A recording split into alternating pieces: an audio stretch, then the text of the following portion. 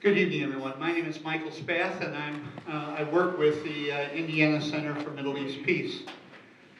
We're a voice of conscience for peace, justice, human rights, and intercultural encounter.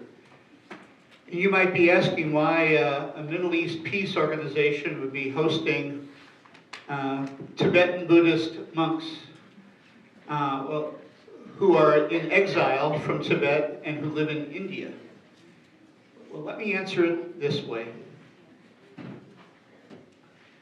December the 9th, the United Nations adopted the Genocide Convention in 1948. December the 10th, 1948, the United Nations adopted the Universal Declaration of Human Rights. December the 14th, the first time this year, 2025, so it was just adopted and now it's going to be commemorated this year on December 14th, the United Nations adopted the International Day Against Colonialism. So these three anniversaries, commemorations, coincide, they intersect with this, our work for the liberation of Palestine, the monks' work for the liberation of Tibet, our work in the United States for the liberation of our country, and of course our thinking about and work with the liberation of the indigenous peoples in this country. So on my mind these days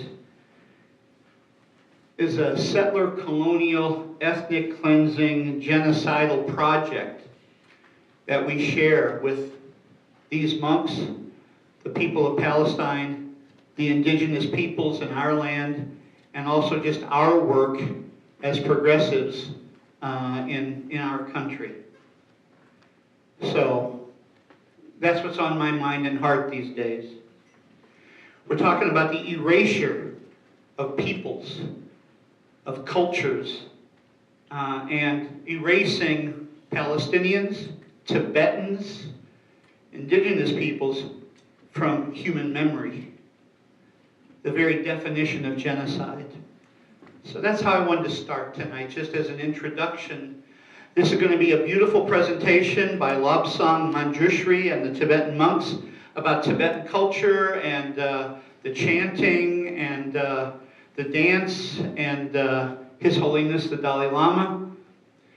But we don't want to forget that they're here because they live in exile in Dehradun, India, because their homeland is occupied and being erased by a foreign culture. Thank you to Plymouth Church. As always, Plymouth has been a partner with us since we began 21 years ago. We're in our 21st year as a peace and justice organization. I would really encourage you tonight, this is a fundraising tour. The monks have been in this country for 5 months already, and they have another 3 months to go. They were most recently at Ohio University in Athens, Ohio. And they're heading from here to Lexington, Kentucky, to a Unitarian congregation there for a week. So they've been here for 5 months already, and they have another 3 months to go. So this is a long tour, 8 months in the United States. But it's a fundraising tour, so I'd really encourage you to see their merchandise over on the tables to my left. And also, if you want to make a contribution, there's a bowl over on the table here on my right. And if you're going to write a check, please make that out to Indiana Center for Middle East Peace, and we'll make sure that the monks get your contribution. But that way we can just write one check to the monks rather than a number of them. So Indiana Center for Middle East Peace, if you're going to write a check, or of course we'll accept cash money from your purses and wallets.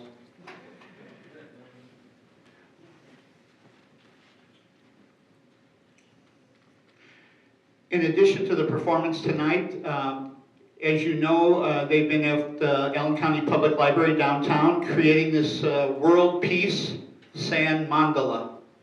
And if you haven't been there yet, you should go and see it. They're there from 9 o'clock to 3 o'clock. They'll be there tomorrow to complete it, I think. And then Saturday morning at 10 a.m., there'll be a closing ritual of chanting and then and prayers. And then what they will do is this beautiful sand mandala that they've spent the week creating, they'll destroy it. It's called the dissolution of the sand mandala, and it's a reminder. It's an important reminder that of the transience of all living beings. These monks are from the Tashi Kyil monastery in Dehradun, India. You'll learn more about this, but there's 120 monks there. It's in northern India, 120 monks, and about 70 to 75 of them are under the age of 18. So that's what this tour is about, a fundraising tour for their monastery. One last note, this is their 6th tour of the United States, beginning in 2011. This is the 4th time that Indiana Center for Middle East Peace is hosting them here in Fort Wayne. They're based out of, their host organization is the Tibetan Mongolian Buddhist Cultural Center in Bloomington, Indiana, one of the real hearts of Tibetan Buddhism in the United States. I think that's all I need to say as a word of introduction. Please be generous with the merchandise and making contributions in the bowl to my right. And with this, I'm going to turn it over to their leader, Lobsang Manjushri. Lobsang.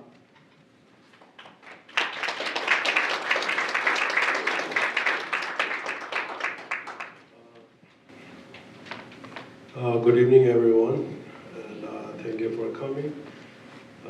My name is Lobsang, and we are for Tibetan Buddhist monk from northern part of India.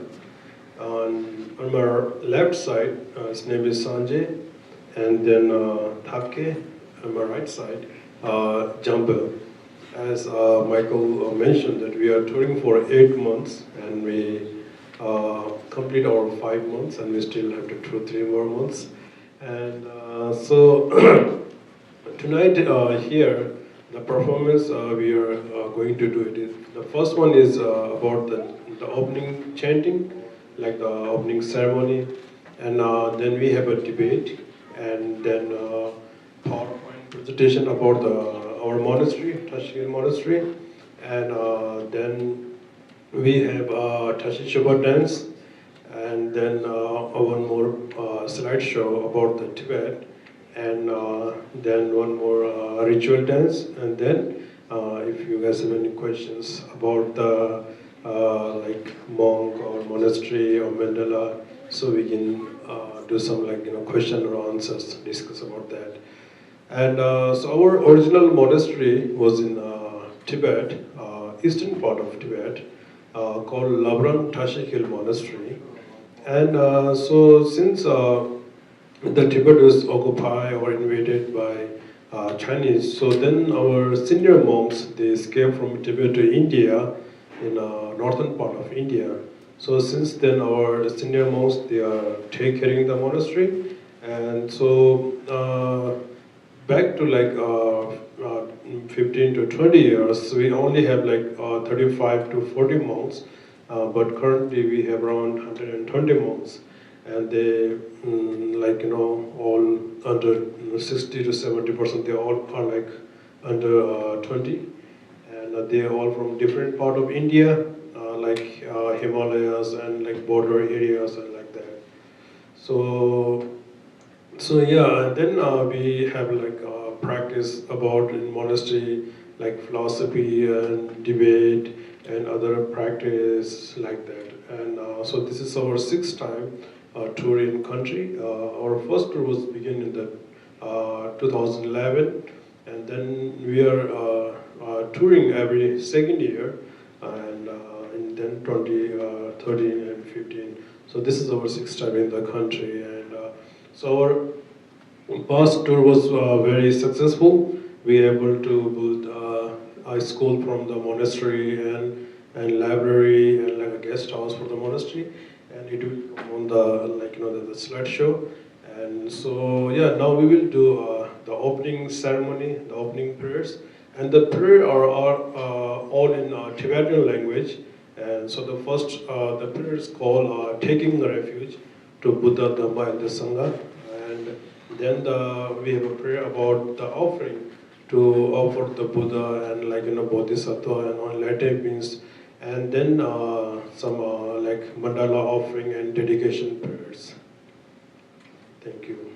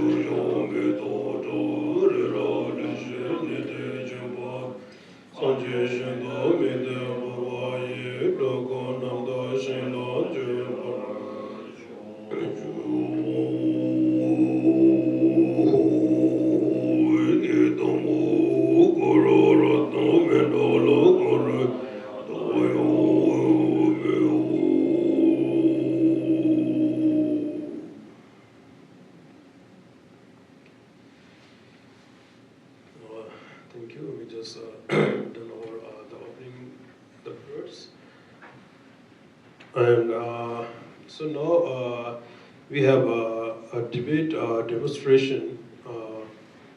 If you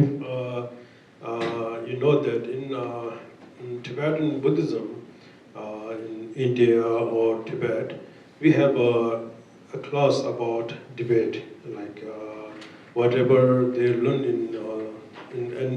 about the philosophy, and then they always debate. So the reason we debate, so you know the information you kind of learn from the philosophy, and once you debate about that, so you sort of get lots of information and lots of idea or lots of answer about that, and the information you get it from the debate, and it is kind of also stay longer than usual. Like sometimes when we go to school or like college or like university, and we learn from the classes, but we easily forget about that whatever we learn. And so once we have debate, so mostly the debate is about the philosophy, and the younger monk they debate about the simple philosophy, and the senior one they mostly debate about the meaning, the meaning of like the teaching, or the meaning of like the emptiness or interdependent originations or like that. So now the monks they will show some debate demonstration how they do in monastery. So in our monastery we have a debate class for 2 hours, and so if you go to South India and some other monastery in South India, so they have a debate for like a 4 hour and 5 hours, like mostly every evening. So in our monasteries we don't have that much kind of monks, so like only around 100. So it's just the debate classes are only for 2 hours in our monastery. So now they will show some debate like demonstration, and I will trying to explain what they are debating about. Thank you. And you use the debate to discuss and kind of get to know what you learned that day, right? Yes. So usually what happened when we, like in our monastery, every morning 9 to 12, like we have a philosophy class, like philosophy about the like the Parmana and Abhidharma. If you heard this word, this is the 5 major course in most of the monastery, and each course take kind of 4 to 5 years, like Pramana, Abhidharma, and Madhyamika, and Vinaya, like these 5 courses. So, and so then, so once you complete your kind of 5 course, then you will get the degree, like the PhD degree in Buddhist philosophy. But even as young monks, they debate. Yes, yes. And it helps reinforce what they've learned.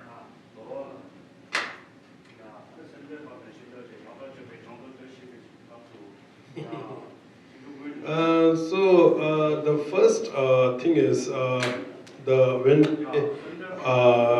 you see, like the two are sitting on the chair. Usually they're sitting on the cushions, and one is the other monk who's he's kind of asking a questions, like and so they sort of have no idea that where is the question from, like and they will just randomly took any kind of point, and then they will ask the questions, and then sometimes they know that where the question from, and like what's the meaning and everything, and sometimes they try to explain, and then they try to prove wrong them, like and then they use their skills and their logic like that.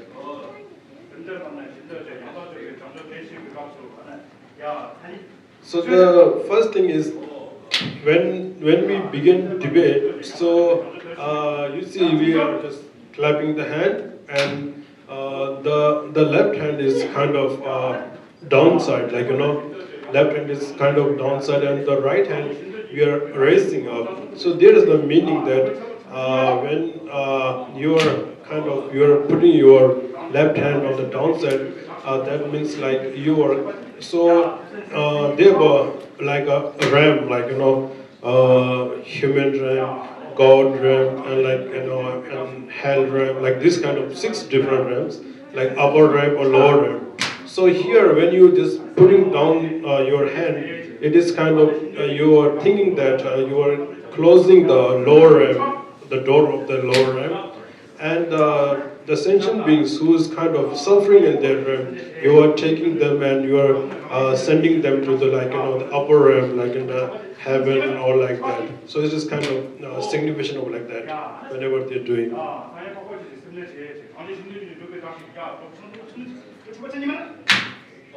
And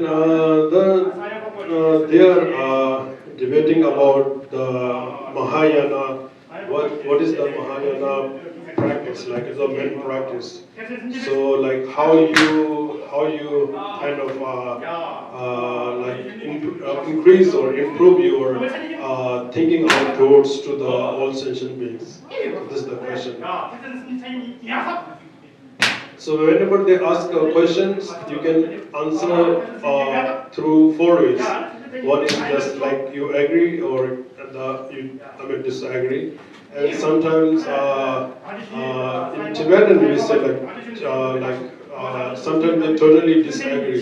So when they disagree with your point, then you have to prove through your skills and your logics, and then they agree, or sometimes they don't agree, then you have to prove again.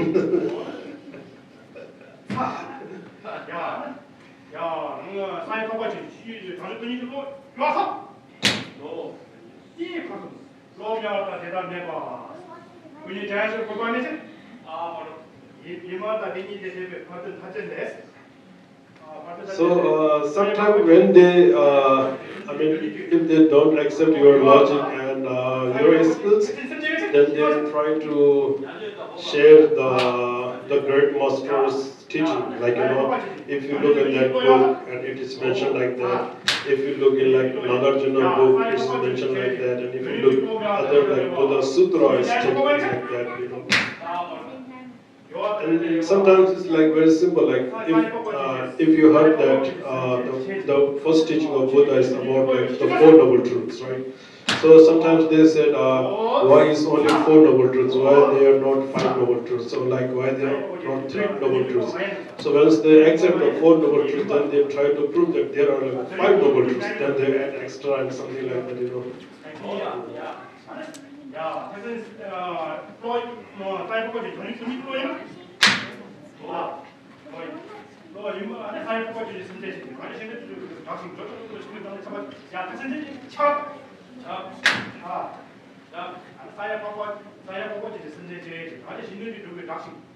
So this is how they debate in like monastery. So some debate as individual, like one monk to one monk, and sometimes they have kind of competition between class and class, like senior and junior, like that. And sometimes monastery to monastery, like this monastery, and the monks from the another monastery, they visit our monastery, and then they discuss or debate about that.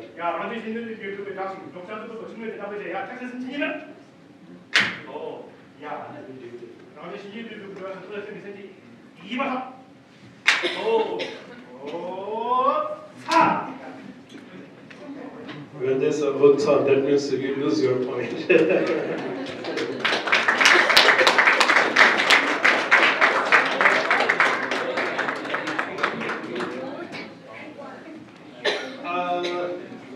I think these two lose. His notes are that means you lose it.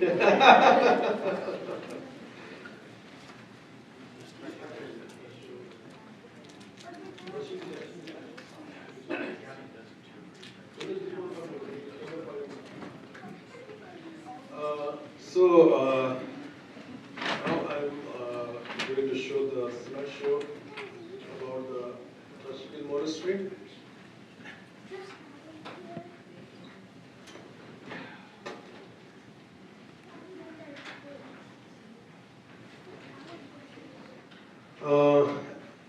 As I said, Tashi monastery, original monastery is in Tibet.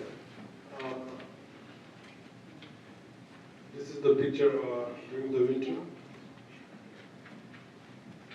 Can you go back?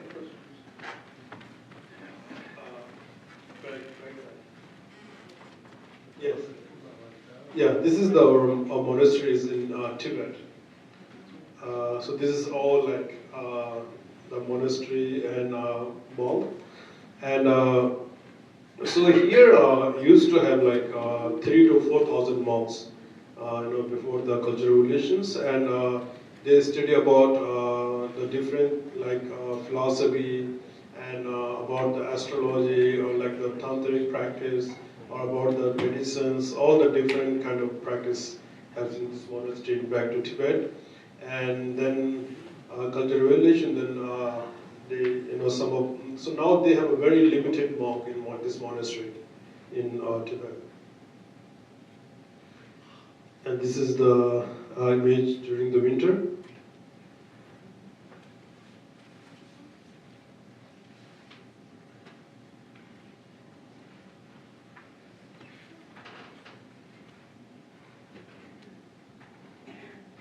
It's information about the Tashi monastery in Dehradun, like our monastery in northern part of India.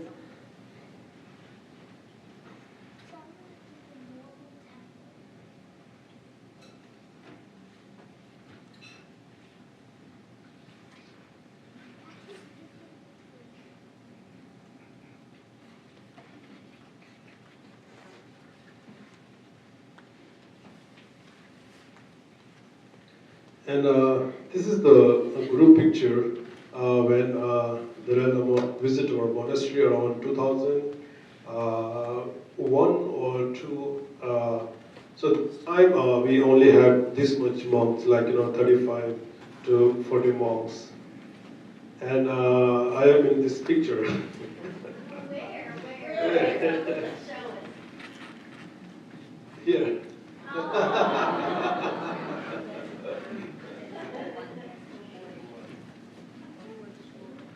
How old were you? This time, maybe 11, yeah, 11, 12 or something like that. Yeah. So when I came to the monastery, so we don't have much young monks, like only 2 and 3. And so now we have like 70, 80, they all are like very young monks, under 20.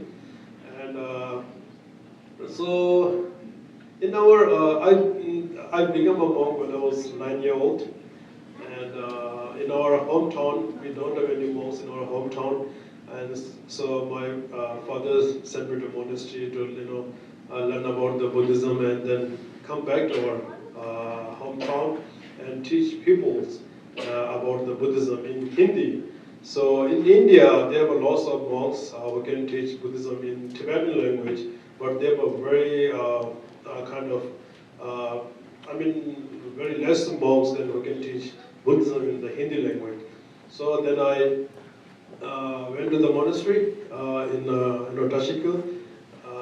So for me, 1 year is kind of very challenging for me, because that time these all monks, you see behind all the senior monks, they are from Tibet, and they don't speak any Hindi, the Indian language. And when I become monk, I don't speak Tibetan. So it's very hard for me to communicate with the monks. And our abbot, so this is our abbot, so he kind of give me 1 year kind of just free, then I don't have to learn anything or like that. And then after 1 year, then I start learn Tibetan language and Tibetan alphabets like grammar and all those things. And then, then I study about the philosophy and those things. And then 2011, when our tour started first time, I got a chance to join university in Varanasi. It's also part of northern part of India. And I did Sanskrit for 3 years. And then when I come back to the monastery in 2014, and then they sent me to the 2015 tour. So then I started learning English. So English is my fourth language. Yeah. So in our hometown, actually we have our own language, and then I studied Hindi, then Tibetan, then Sanskrit, then English. Yeah. So Tibetan was your third language. Tibetan was my, beside my local language, Tibetan is my second. Yeah. Yeah. But you spoke Hindi Yes. before you learned Tibetan. Yes. Yes. Yeah. For Tibetan language is totally different. It's not any single word, any word that which is close to any Hindi language. It's totally different. And language, and not just language, also the script, the grammar and all the tests I started learning. And so in our class, we only have three young monks like this one and this two, three. How old are you now? Now I'm 36. Yeah. And then I will start learn Tibetan, and so it's very hard actually to learn, because I come from the Indian family, and they all speak only like our own local dialogue and Hindi. We speak Tibetan. So it is kind of, it's also easy when you are very young to learn any kind of language, right? But still, it's take a lot of time to learn. Yeah.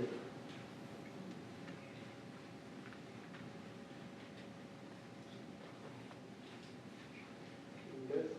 Yes, this is current picture is not so old picture, like around 2021 or something. This is our main entrance. This is our main temple, like monastery, and we have a stupa here. And this is the prayer way. And like every evening and morning, people visit the monastery and spend some time. Some of them do meditation in monastery and like that. And in our town, where our monastery is, so we have another monastery. So here, so in Tibetan Buddhism, there were four kind of different lineage, like scholar or lineage, like Karma, Kaju lineage and Gelugpa lineage, and Sakya lineage and Nyingma lineage. So, for example, His Holiness the 14th Dalai Lama, he belongs to the the Gelugpa lineage, same as like our lineage. And then we have maybe you heard about the Karmapa. He is like a kind of main in Kaju lineage. So we have in our refugee town camp, we have three different lineage. So this one is the Nyingma monastery, and I yesterday I made in library, and I don't know if they are here or not. They was talking about the one nun that Anik Khando or something like that. She's from this monastery. Yeah, she's teaching in English, and so she showed me the picture, and she said, "I know this. She's her guru." And I said, "She lives nearby our monastery. Just 10 minutes walk." Yeah. And this is the one, also the old portrait of our senior monks.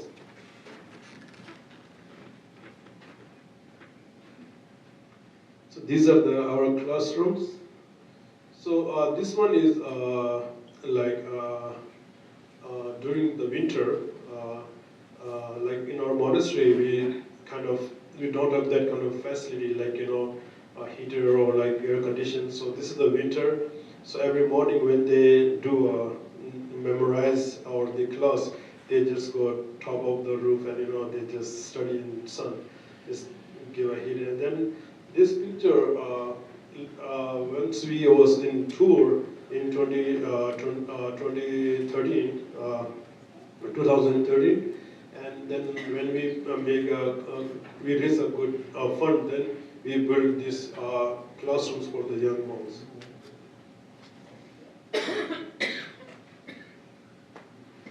And this is again the picture of 2012 when he's again visited a monastery.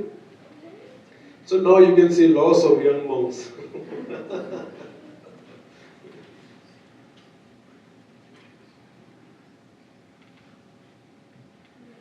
And this is our main kind of temple where we have a morning prayer.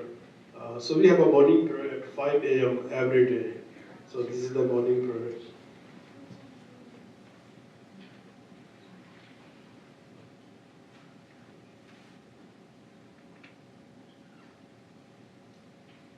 And this is the information. The young monks come from different parts of to monastery.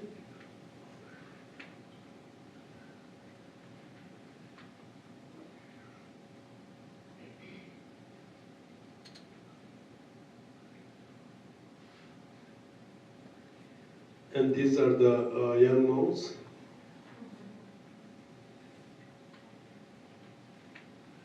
These are like 8 or 7-year-old. How did they decide so young that they want to do that? How did you decide? Their family sent them to monastery, like their parents. They sent them to monastery to be a monk or learn about the philosophy or like learn about the Buddhism. So all the different monks, they have a different kind of purpose to be the monastery or so some of they just want to learn about the Tibetan and then they come to monastery for like 2 and 3 years, and once they learn Tibetan and then they just leave the monastery and go back to their town. And some of them come monastery for like to learn about the Buddhism and all those things. So all the monks have a different wish or like why they become a monk.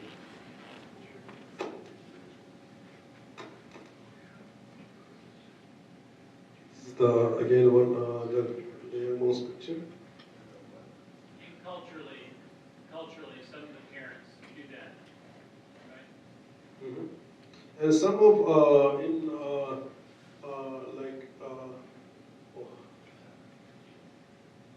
in some town in Tibet or like some border area in India, like in the eastern part of India, there was some kind of their cultural thing that if of one family have a 3-4 son, the one should be like a monk, like that kind of culture too. Mm.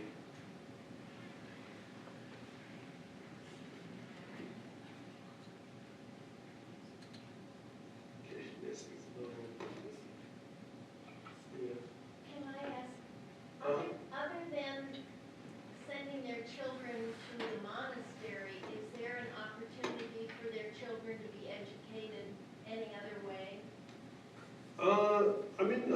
Sometimes in monastery, they send in the monastery. They have they focus about the philosophy and the Buddhism.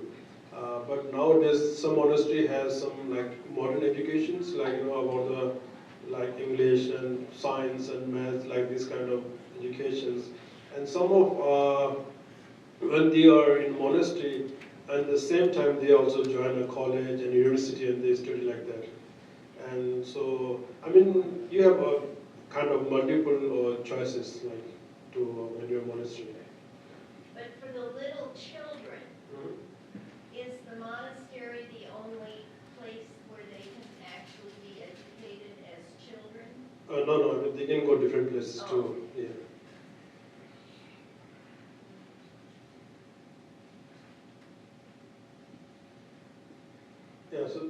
Yeah. So this is the new classroom I was talking earlier. So after the tour, we are able to build these classrooms for the monks, all these new classrooms.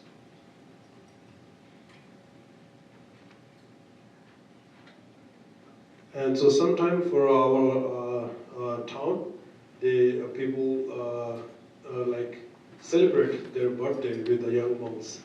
So they bring cake and you see the whole young monks. Yes, please. Do you have a headquarters? Do you have a monastery headquarters there? Do you have like a headquarters like where you stay? I mean, monastery have a rooms for the monk. They can stay there. Yeah. So monastery have like, if you went to the monastery, so you have all the facilities like you have room and food and education, everything. Because monastery provide all those facilities.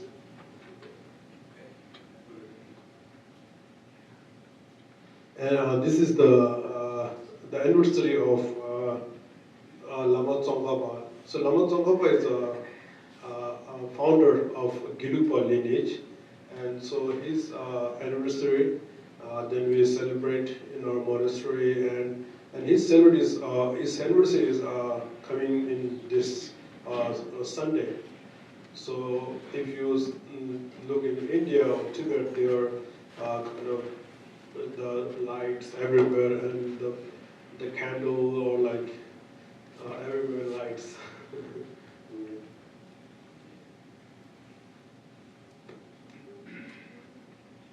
And not only monks, the people from town, they also participate that day. Prayer morning to evening that day, and so you will see here, all these are the people from the town. They come to monastery and doing a prayer with the monks. And someone offering like a drink or chips or cookies to the monks. This is a new monk. He's not even wearing robes now. Very soon he will become a monk.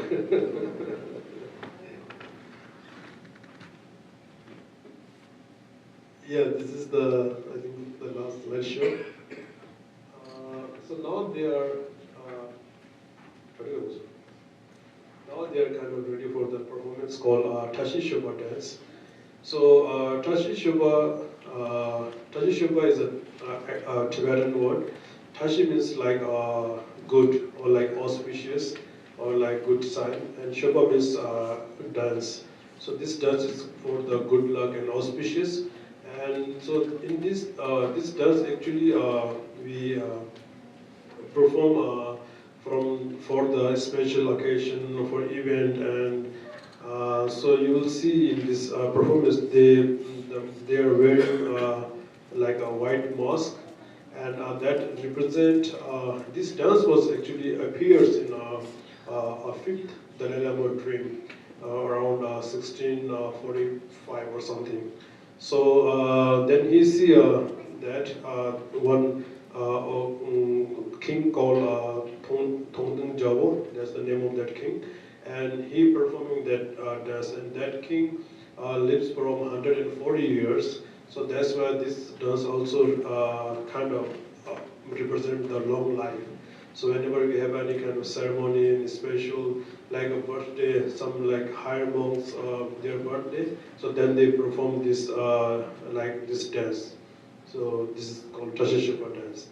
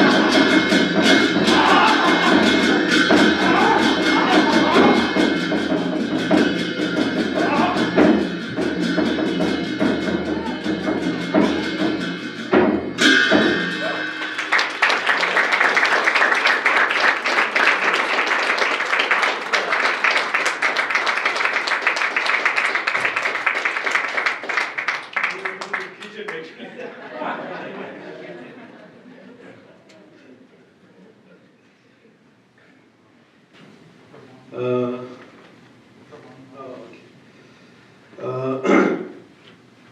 so now the presentation about the Tibet. So you can see Tibet here.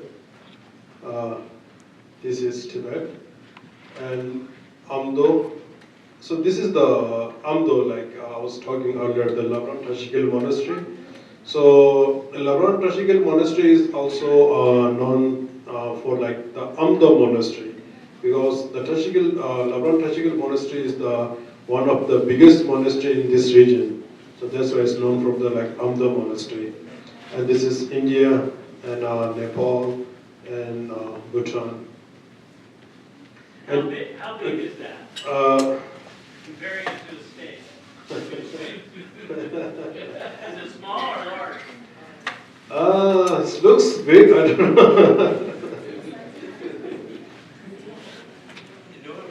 It's bigger than Texas and Alaska combined. It's quite large.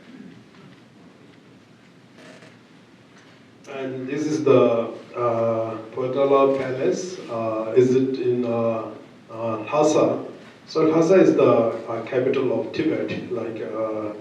So Dalai Lama used to live in this palace, this Potala Palace, and then he, in 1959, he escaped from here to India. So this is called the Potala Palace. Anyone you visited Tibet? Anyone here? Oh. He knows where Tibetis go. Oh, okay. That's good. Yeah, that's good. Otherwise, now lots of people thinking Tibet is the kind of part of China. It's like an independent country, and they have their own culture and like everything, like you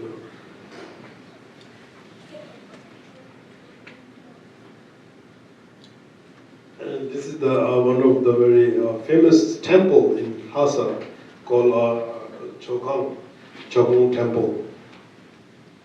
So here they have a very kind of ancient statues in this monastery. So they said if you visit to Lhasa and not visiting this monastery, so it's not like meaningful. Like you know, you have to visit this temple if you visit to Lhasa.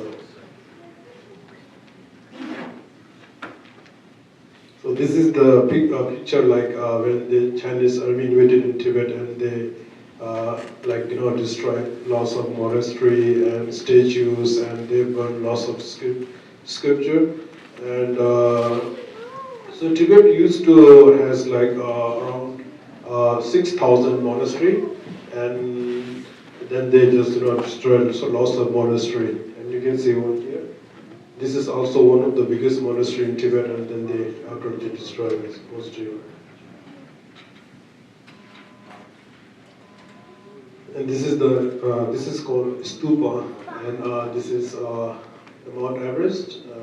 So if in Tibet or in India, if you visit to a very like high altitude and like high mountain, then you will see lots of these stupas. Then another stupas.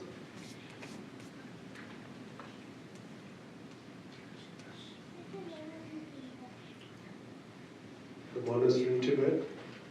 This is called prayer wheels. So this is very similar, like when we recite mantra, we use prayer beads, and at the same time they also use these prayer wheels. And each has a mantra inside this one. They're filled with the mantras. So once you turn one time, they believe that you're the kind of sending the prayers, you know, the mantra prayers for the all sentient beings.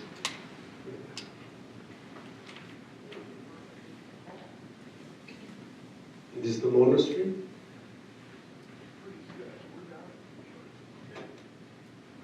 And this is the Potala Palace.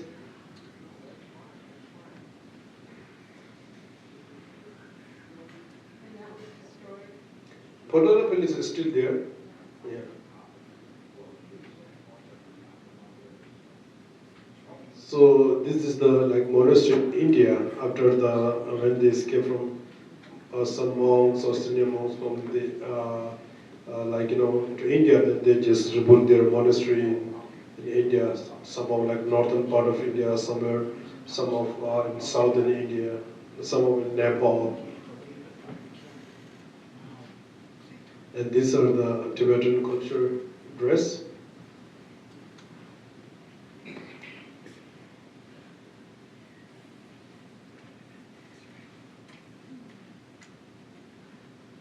And more picture of the cultural dress. This is called prayer flags.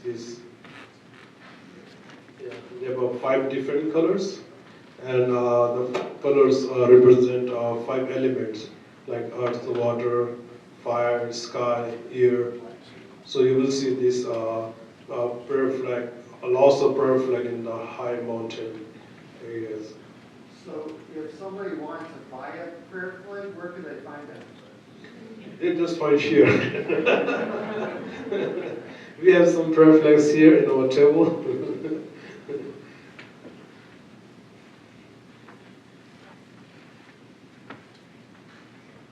So these are the picture in India during the protest when they talk about the rights they don't have in Tibet, and they cannot even allowed to learn their own language in Tibet.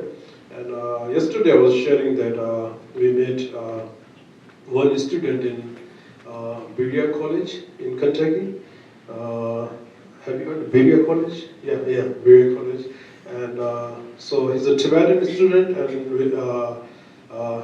we met him. And he said until he gets 16-year-old, and he didn't even speak Tibetan language. And they are not allowed to, teach them their own language and script. So once his uncle sent him to in India, then he started learning Tibetan. And later he got some kind of scholarship, and then he joined the Berea College. So yeah, we made two students in Berea College at their semester. So now they are before few years, before 2010, there was some Tibetan kind of school in Tibet. The kids go there and learn about the Tibetan language or Tibetan alphabets or grammar. Later they just stop all the Tibetan there. Now they're only learning Chinese there.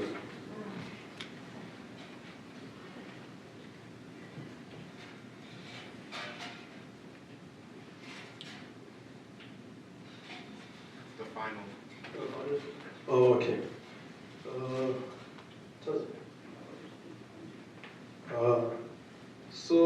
So this is the kind of situation in Tibet, and recently we saw in news that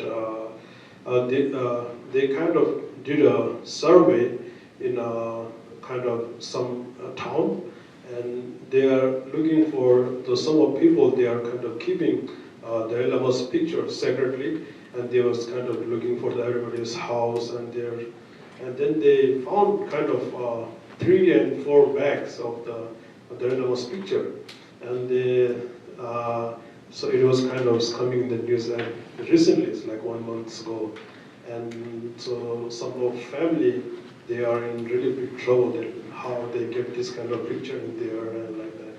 So this is just something that happened in Tibet. So before he comes to perform this, you guys have any questions? What's the relationship with Bloomington? Our daughter used to live across the street, so we spent a lot of time in Bloomington? Yeah. Yeah, Bloomington, called the TMBC, Tibetan Mongolian Buddhist Culture Center. That center actually run by the professor Nurbu, called Dalai Lama's brother. He used to take at that center, and I think he's also teaching in IU, maybe Colin knows, he teaches in the IU. And later, when he passed away, then the Dalai Lama hand over that center to the Ajahn Rinpoche. And so Ajahn Rinpoche is the director of that center. And so then he's running that center. And the relationship between Tashi, Kyil and Kumbum is even back to Tibet. So we used to share our educations and teachers. So sometimes the teachers from the Kumbum monastery, they visit to Tashi, Kyil, and sometimes our teachers, they go to the Kumbum and they share their knowledge. So we have a really good relationship even in Tibet. So TMBC also known for the Kumbum monastery. So in India, they don't have any Kumbum monastery, but they have Kumbum monastery in Bloomington. So yeah, so that's why we know each other, even back in Tibet.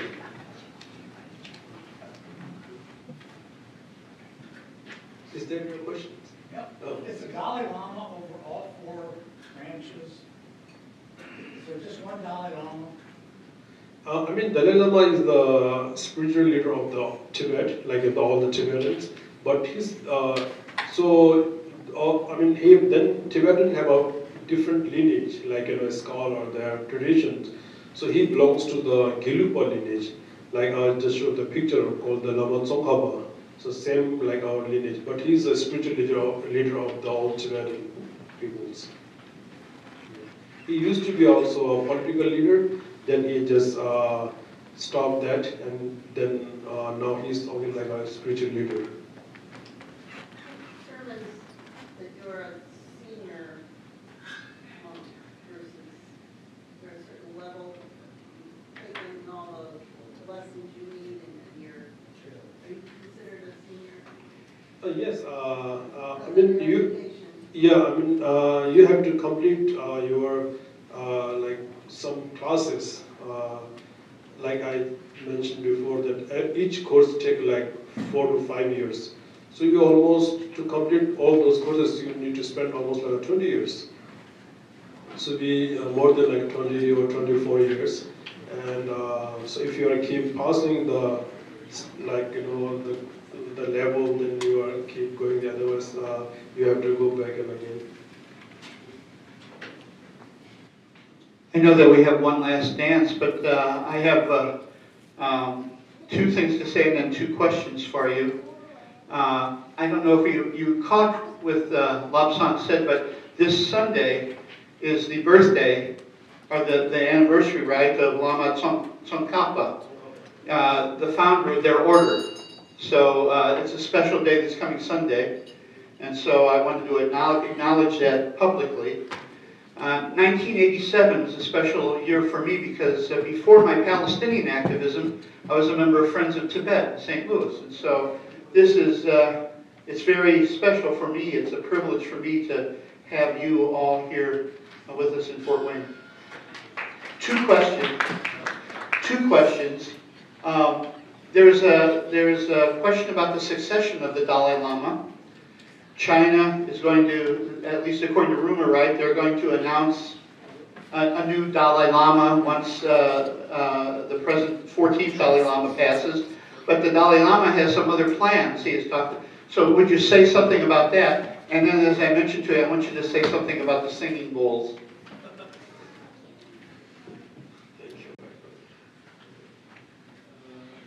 And then we'll close with the final dance, I think. Oh, okay. So the Dalai Lama, as you know, is kind of the current Dalai Lama is the 14th Dalai Lama. Like, you know, it's kind of reincarnation. They take that legacy, and so yeah, I mean, Chinese they always kind of saying that they will kind of looking for the 15th Dalai Lama, and they will confirm it, like, you know, which one is the like 15th Dalai Lama or like that. And so Dalai Lama himself, he answered that question very like long time ago.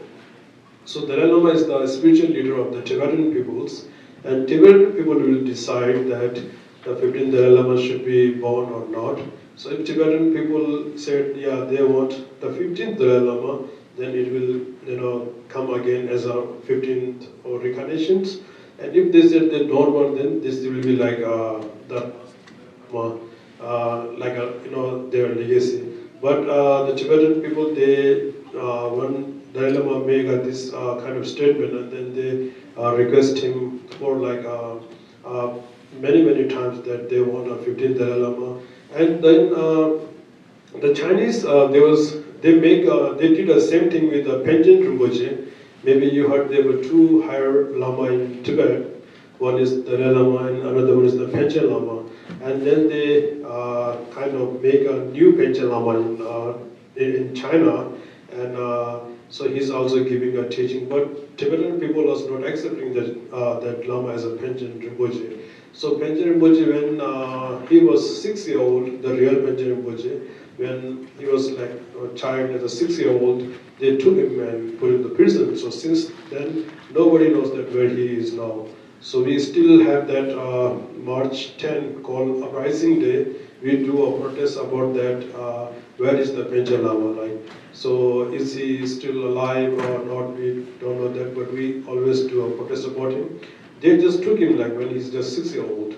Yeah, the Panchen Lama is like the 2nd highest level Lama, and so the Chinese government kidnapped the Panchen Lama, and no one knows where he is right now, and they elevated their own Panchen Lama, and so the Tibetan people are afraid that that's what's going to happen to the 15th Dalai Lama, he's identified that somehow that's going to disappear. So that's why they're really concerned about the erasure of Tibetan culture, Tibetan Buddhism, because the Chinese government's going to institute or find a reason to incarnate their own spiritual leaders, and therefore hijack not only the culture and the land, but also their religion. Oh, no. So that's what the Lobsang is kind of talking about. So they're very concerned about that.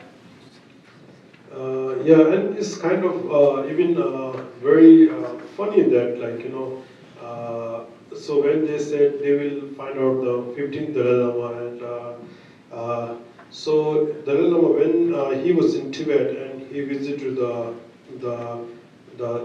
Chinese president, like Mao, at that time, and so he said that so religious is a kind of poison, like, you know, and they don't accept that the religions like that. And Dalai Lama make a statement about that. If they don't accept any religions, then why they are looking for the reincarnation of the 15th Dalai Lama, like, you know, that. So if they are really kind of like eager or interesting to about the find the reincarnation of the Dalai Lama, then go first found the Mao reincarnation where he is now. That's what they say, like. So I mean, even if the Chinese they do kind of find the 15th Dalai Lama, I don't think so the Tibetan people are going to accept that. It's like, you know. So this is the Tibetan is totally depend on the Tibetan community and Tibetan peoples. How long ago was the 6-year-old, how long ago did it? Yeah, if he's alive now, he'll be around 37 or something. Yeah. Yeah, his entire family was in prison. And so usually what they do, like, you know, the Panchen Lama, when the Panchen Lama passed away, then Dalai Lama looking for the Panchen Lama, like, you know, he find it, this is the reincarnation of the previous Panchen Lama. And when Dalai Lama passed away, then Panchen Lama find this is the reincarnation of the Dalai Lama, like, you know, they kind of do to each other. So once they kidnap the Panchen Rinpoche as a kid, and then since then nobody knows where he is. But the day they kidnap, that same day we still do protest in India, in Nepal we still missing the Panchen Lama where he is now. And so yeah, this has happened with Panchen Rinpoche. And the singing bowls, how are they used? Singing bowls. There were singing bowls we used for the meditation, and there were a few different kind of singing bowls here. Some of they used for the therapy and like for the sound bath, you know, and the meditations and like that. So now the black hat dance. They're going to perform the black hat dance. So black hat dance is a sacred ritual dance, which represent about to eliminate or stop kind of our obstacles, you know. So you will see it's kind of a wrathful, like, you know, wrathful dress. So it is kind of to stop your obstacles or your evils or like your negative thoughts or like that. So usually in India or Tibet, we do this kind of performance at the beginning of the year to kind of wish that your years go very smoothly without any obstacles. Thank you.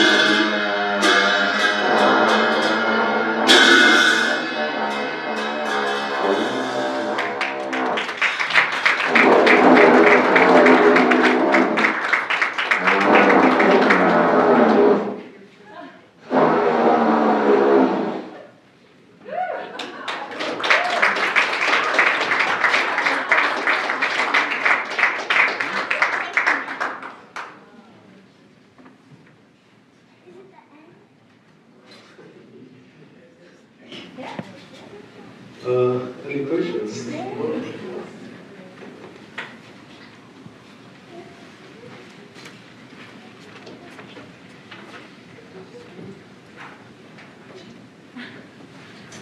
Are there any, we have time for one more question or two? Pam, How old are these dances? how old are these dances? Exactly, I don't know how old it is, but it is kind of very sacred ritual dance like in Tibet.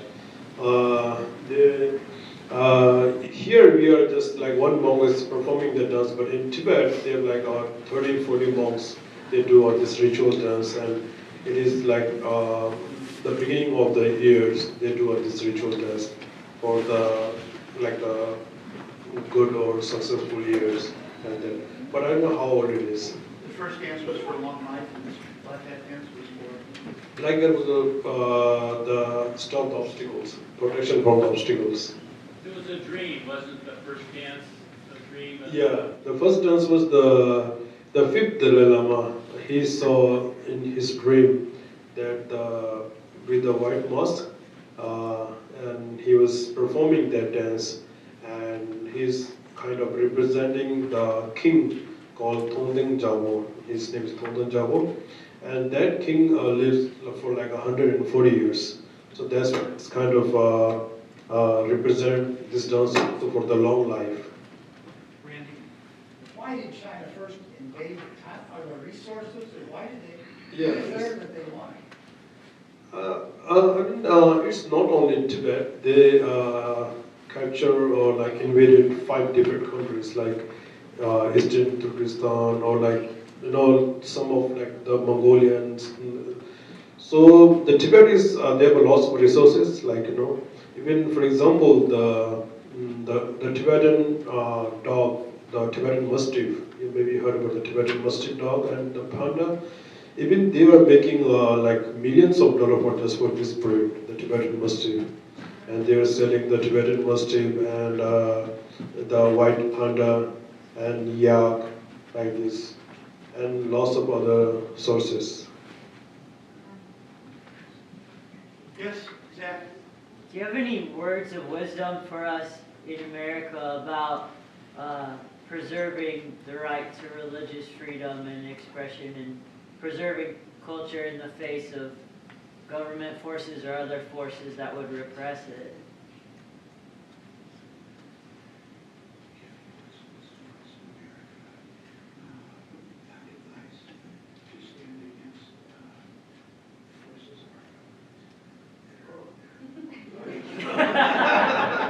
I don't know what I'm not very active in politics actually. Go to Canada, that's what they went to India. I don't know how to answer this, sorry. Yeah, so I just want to thank you to the church behalf of the Kyil tour and of the Kyil monastery. As a leader, I want to say thank you everyone and supporting our Kyil tour. Not only this time, since like we came here like 4 times, and the church and everyone for your support and contribute. Thank you very much.